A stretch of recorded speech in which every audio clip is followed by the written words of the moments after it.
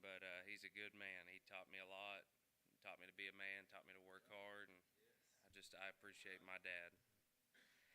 I'm going to be preaching out of Malachi, chapter number 3.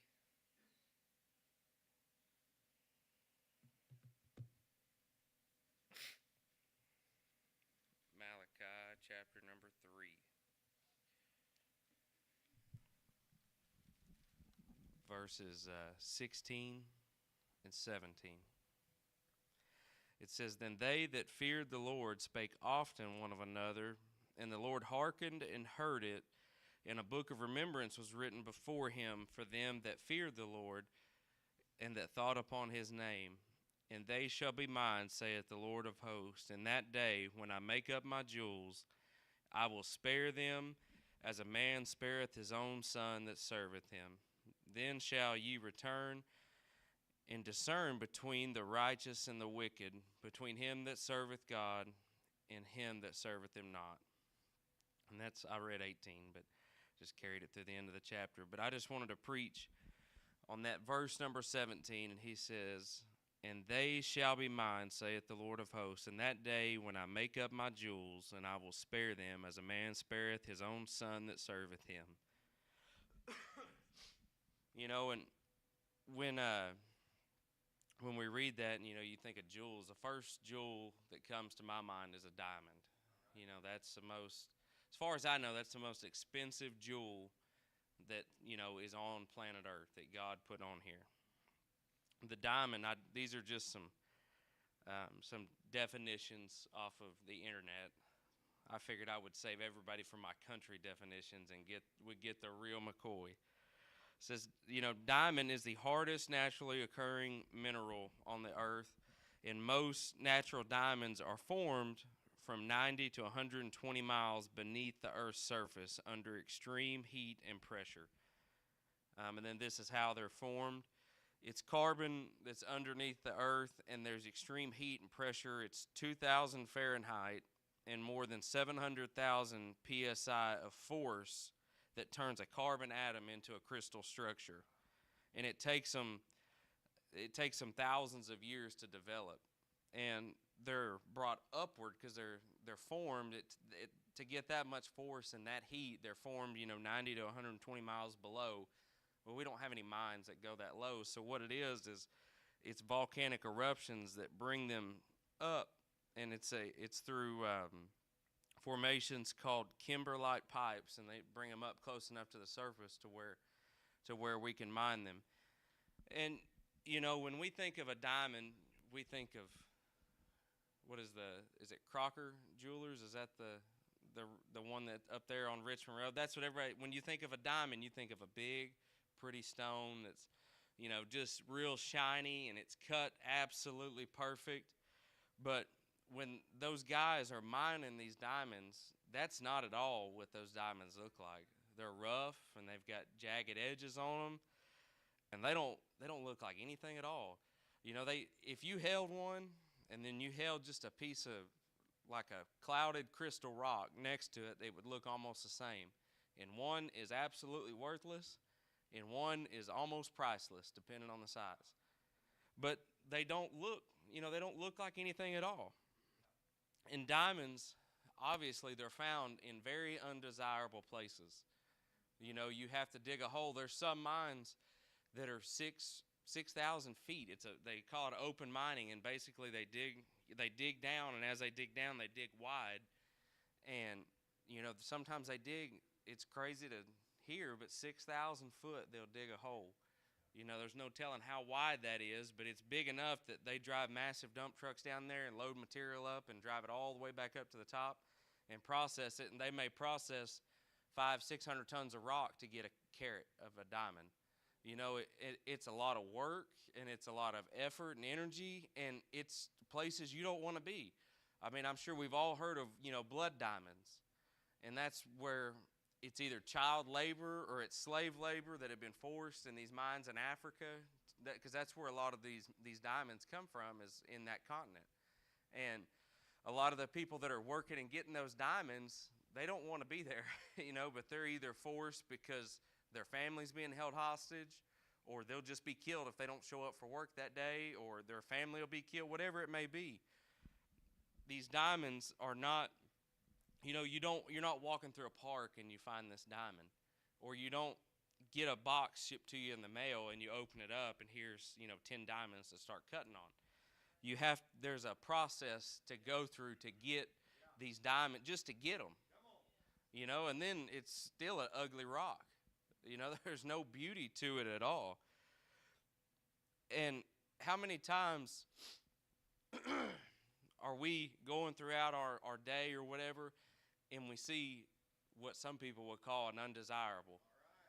We see these people that we wouldn't associate with, and we don't want to talk to, or these people that are maybe a little dirty, or maybe they're always been known as a drunkard, or a womanizer, or whatever it is. Fill in the blank of an undesirable person that you wouldn't necessarily want to be around at all. But God, maybe He pricks our heart. I know I have been guilty of not doing this. I've done it, but I've also restrained myself and got pricked in my heart. God is urging us to go to those undesirable people, those people that we look at as undesirable, not to Him, but we look at these people and we say, there's no use in saving them. There's no use in even trying. What good are they going to do anybody? That's how we look at it. And all the time, God is trying to make up His jewels. He's trying to get His jewels together, but we're determining if that's a good jewel or not. God doesn't tell His hands what jewel to grab. He does tell His hands what jewel to grab. God doesn't tell His hands to decide what to get and what not to get. God just tells us to go get them. It's not up to us to decide if that's a worthy jewel or not. God has decided, and I believe every single person on this earth is a worthy jewel. Amen. I don't think God. I got into a debate with somebody on Facebook that I know, it wasn't just some random person, about Calvinism. I don't believe God only made a certain number of people on this earth to be saved. My Bible says, whosoever will, let him come. It doesn't say the called. I understand if you take a few verses out of context, you can say the Bible says, well, only the called and the elect of God. That's bogus. You can't tell me God is just. You can't tell me He's a just God, but He only said 70% of the population can be saved. And who determines who's the elect? A judge of the elect that they've declared themselves elect? Anyway, it's not up to us to figure out who's a worthy jewel or not to God. We're all worthy. I do believe in predestination, that we're all predestined to go to heaven. God made every single one of us in mind that we would make it to heaven and be with Him for eternity. Now, it's our free will to determine whether we go there or not. He gave us free will, and it's up to choose, what we do with that. But it's, as a Christian, we're supposed to go to those undesirable locations and those undesirable people and reach for those souls and reach for those what God called His jewels, and to get those for Him. When they get that rock, it's not, I know I've already said it, but it's not pretty. So then somebody has to work on it. And just spoiler alert, that somebody is not me and you. When you get that jewel in the church, it's not up to you and I to refine that jewel and tell it the do's and the don'ts. Now, God may use us, but it's not up for us to, determine when we get to refine that diamond, when we get to tell that person. But diamonds are used to refine other diamonds. That jeweler, I don't know the specific name for it, but he'll put that uncut, that ugly diamond, he'll put it in his vise, and he'll sit there and look at it, and he'll study it. And these diamonds, like I said, they're rough and jagged, so they've got crevices in them, and they've got, I can't remember what they call that. I was reading about it this afternoon, but it's like a fault line almost. Like those jewelers know that that's a weakness on that diamond. So they'll take another diamond and they'll pop it. And that other diamond has the hardness to break that other diamond in that weak spot and begin to take off all those jagged pieces and to take off that outer layer that's, maybe not the prettiest in the world. And it'll be that jeweler will begin to strike that diamond, and he may make a hit, and he may wait and spin it around some more and figure out where's the best place to knock some more of this diamond off.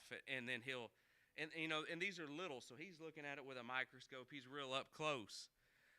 But he's looking for the next spot to hit it, and then whenever he finds that, he'll put it back in his vise, and he'll hit it again. And all the time, he's just working to refine that diamond just a little bit more and just a little bit more. And there's often times, have you ever had that person in your life that just irritates you? You don't have to say a name, but just somebody that irritates you. Just being real, I have. And you just can't seem to they always seem to show up, or they're always around, and it's like, why in the world? Like, I don't necessarily want you here right now. I know that sounds bad, but you said be transparent. I'm being transparent. There's been times where you just want some peace, and maybe that person that's always that thorn in your side, or is always irritating you, or is always making you impatient, whatever it may be. And we don't ever think that maybe that's God putting us in his vise and just tweaking it a little bit, and just he's refining us a little bit. Or that person that maybe treats us a little bit wrong, and we just think, why are they always like this with me? Why, and we constantly question why. But all the time, God, he's putting a little bit of pressure on us, and he's finding those spots that we need to trim up in our lives. And because you got to use another diamond, so God's using that person just to trim us up, and it's not to make us hate the person, and odds are it's probably refining that person too. But, quit worrying about everybody else and focus on you, on what God is trying to refine into your life. There's a lot of times we can see what God needs to refine on you and what God needs to work on you, but oftentimes we forget what he's got to work on us. But that's really who we should be focused on. I love it when a church is growing and you see people that don't all look the same. That's wonderful. That's a sign of growth. And God has to refine those people and chip away at them. But if we get out of his timing and we say, well, this person, they really need to be doing this, and they really ought to be, going to these places and dressing this way right now. Like, just let God focus on that. I remember when my grandma, she told me when she got saved, she didn't dress the way that holiness people did for a couple years. But nobody pressed it on her. And nobody said, you need to dress this way, darling. You need to do this. You need to do that. And then one day it just hit her, hey, maybe I should do this or I should do that. And all it is it's God. He's sitting back there looking at us going, where do I need to strike this diamond next? Where do I need to refine this diamond more? And we'll get impatient. We'll get in a rush, and we want to speed things up. And sometimes we don't even mean it bad for that person. We just want them to do good. And we want them to do good right now. Yeah. And we want them to do good how we want them to do good. And we rush God's process. And that diamond is, that person leaves because we've rushed them or we've made them feel a certain kind of way. We just have to let God be the one that works on the individual. Yeah. God, he puts us, we go through trials and we go through problems, and they're not pointless. There is a point, there is a reason for everything. And it's always to refine us and to shape us. I'm not saying God sends us bad things, but it's life. We're living in a place where the devil has tainted this world. We don't live in the Garden of Eden. There's going to be bad things that happen to people because we're living in a sin-filled world. And God, he has a way of using those circumstances that happen around us to shape us and to mold us into what he wants to be. Sculptors, when they take a big old slab of marble, I think it may be a dying art. I don't know if anybody does it anymore, but like Michelangelo was a famous sculptor, and he would take a block of marble, and he would make, this statue. He made the statue of David, That's one of his most famous ones. But he'd take this sculpture, or he'd make this sculpture of this person, and oftentimes when he got done, they said it was uncanny, the resemblance of the face, the person that he would sculpt. If it wasn't a specific person in history that was alive during that time, their face would look strikingly just like his. And they said that was pretty or they say that's pretty common with sculptors, that their artwork will resemble identically almost to their face, because they know what they look like. And so they just, I don't know if they do it out of pride or whatever it is, or if they just do it because they're not thinking about it. But when they get done with their sculpture, whatever it is, it ends up looking just like the sculptor. And God, whenever he's chipping away at us and working on us, it doesn't feel good necessarily sometimes when he's cutting those things off of us, and he's, you don't need to be doing this. You need to be doing this more. And he's working on us, and he's chipping away, and it doesn't feel good. But when we get to the end of the sculpture, he's just trying to make us like him.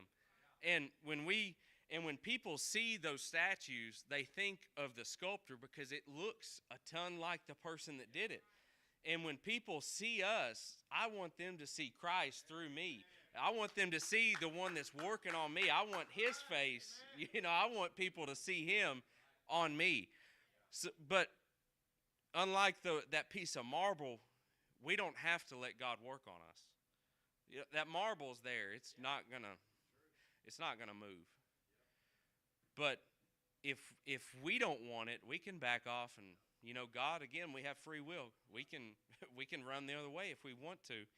But if we'll learn to take those refining moments and realize God isn't doing this to break us down, but he's doing it to build us up and to make us look more like him, because these guys, they take these hunks of marble that, sure, they're worth some money, but whenever they get done, they're almost priceless. Like the statue of David that Michelangelo built. I don't know how much money you'd have to pay to try to buy that. You probably couldn't buy it because they'd never sell it. But it was just a hunk of marble at one time. And, we're some common rock, or it looks like some common rock whenever God picks us up out of the mire and the mud. But when he begins to work on us and refine us, it's a beautiful jewel it's priceless. But we have to be able to take that from him.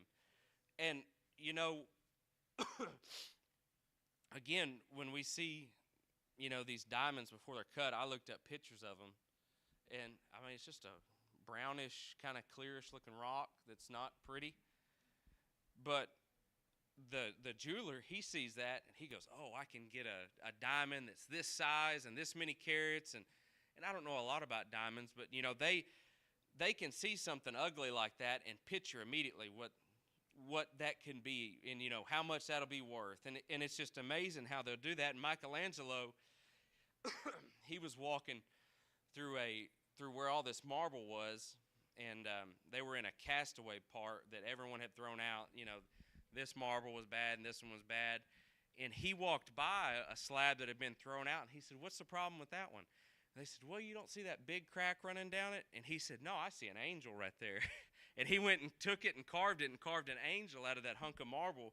But a lot of times, we see people and we think there's nothing to them, but God, he sees something infinitely valuable to him in that mess and in that mire that everyone else just kind of cast off, and it doesn't really matter. There was a jeweler that owned a shop, and it was filled with a bunch of diamonds and a bunch of rare stones. And a lot of these were uncut stones. And they said when you walk by, it just looked like a bunch of rough, dirty rocks, and customers would just walk by them and, not really even pay them any mind. And one day, one of his workers asked him, why don't you keep those ugly stones in the safe?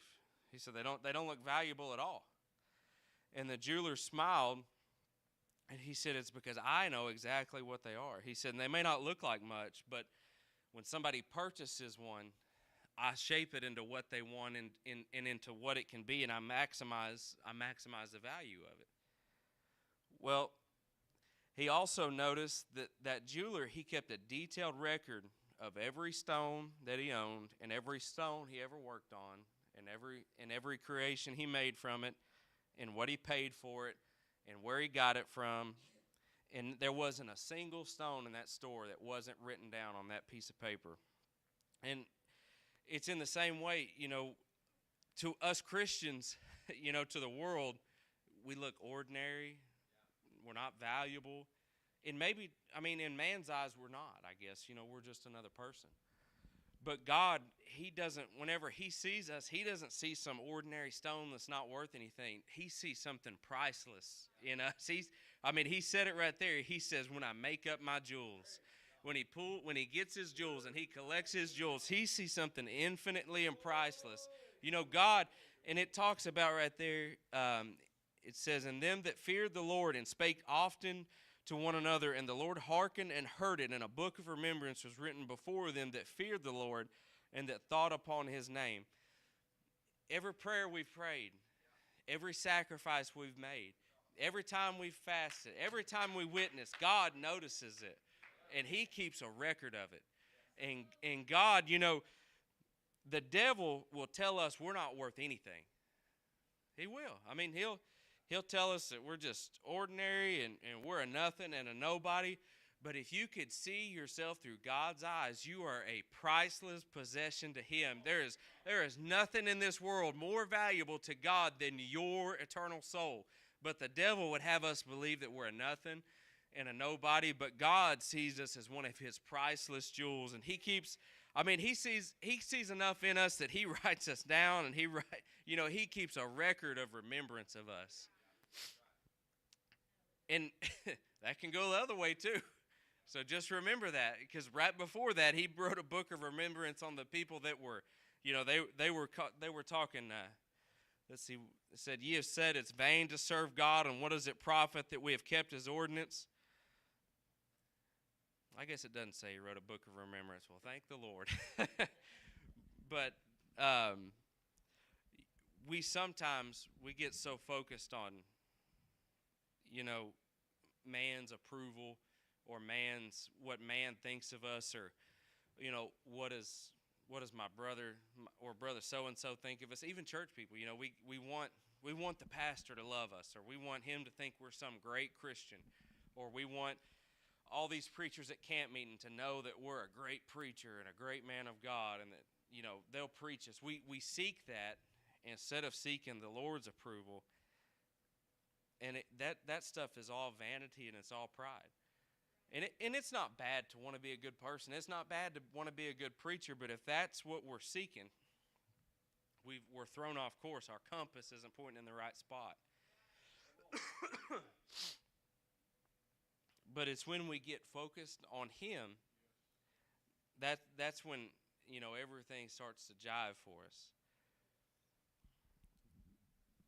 In verse 17 it says, "And they shall be mine, saith the Lord of hosts. And that day when I make up my jewels, I will spare them as a man spareth his own son that serveth him." And just the way I read this, and if you read some more of the verse, I believe he's talking right there about the end times, and he's talking about when he's collecting, because that whenever I make up my jewels, that means he's collecting them, he's getting them, and he's bringing them in safe. God doesn't just leave us out for thieves to come steal.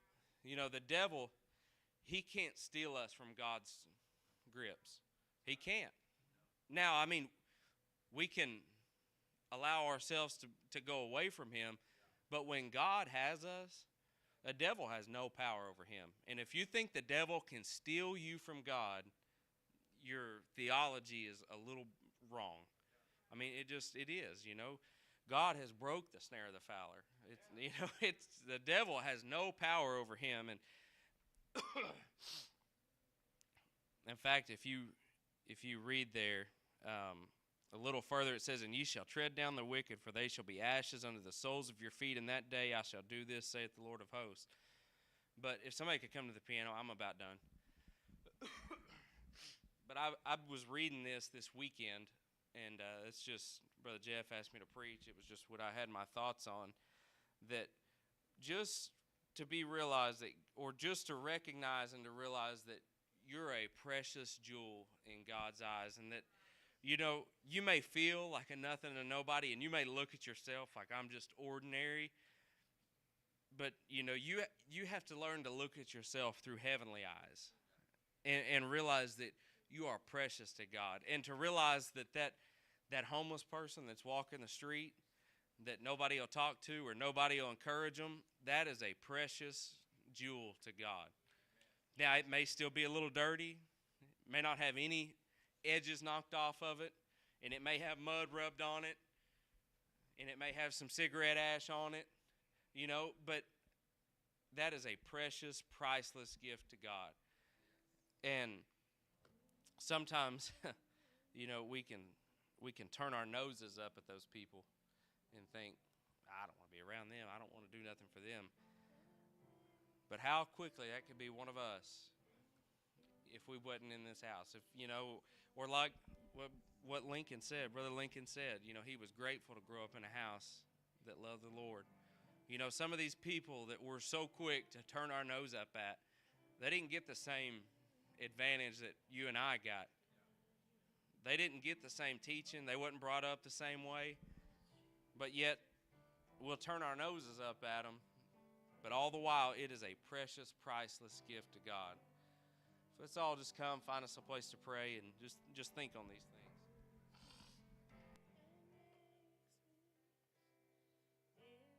Into his likeness, fashions the clay, vessel of honor, I am today. All because Jesus didn't throw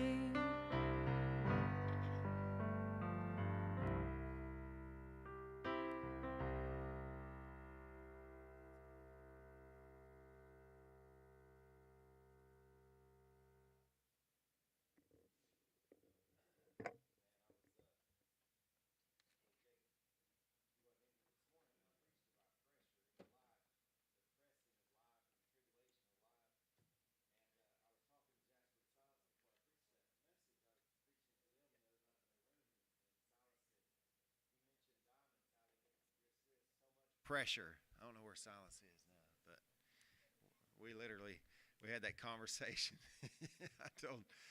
I asked Jasper tonight, I said, you remember that? He said, yeah. Amen. Hallelujah. That's good. That's a good message. Good message. Hallelujah.